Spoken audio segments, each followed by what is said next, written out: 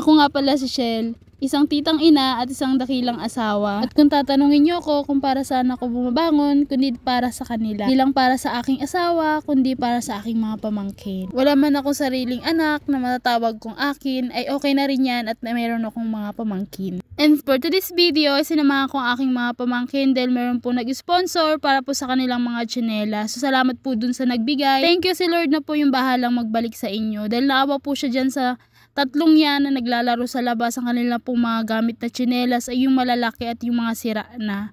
So ayan, salamat po sa binigay mo. Malaking tulong to sa kanila at nabilhan ko rin ng isang palda, yung isa kong pamangkin dyan. Yung bang palda na sinasabi ko ay yung palda niya sa school. So ayun, kasi medyo maliit na po yung kanyang palda na ginagamit, kaya binilang ko siya ng isang palda niya. So ayun, nagsukat-sukat din sila dyan ng sapatos na pag in case na meron ng budget at may magbigay ulit na sponsor, so pag-pray lang natin na meron pang mga blessing na ibigay sa atin, na pabili daw ulit sila ng sapatos sa akin. Yun naman daw po ang kanilang ipapabili sa susunod. Dahil nga, budget lang po ang aming pera, niyaya ko na sila doon sa maliit na supermarket. Sabi ko tara, at meron pang sobra, kahit makabili lang kayo ng mga chicheria or biscuit na gusto nyo.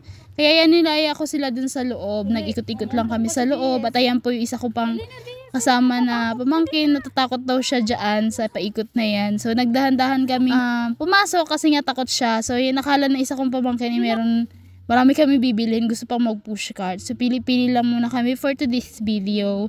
Nahihilo na sila, kala nila siguro marami kaming bibilhin. So di na nila malaman kung ano kanilang mga pipiliin. At ayun na nga, nakapili na sila ng kanilang mga gusto. At yun na, naglakad na kami pa uwi. At ayun, salamat po dun sa nag-sponsor. Hindi na po siya nagpa-mention. Sana po marami pang blessing ang dumating sa inyo.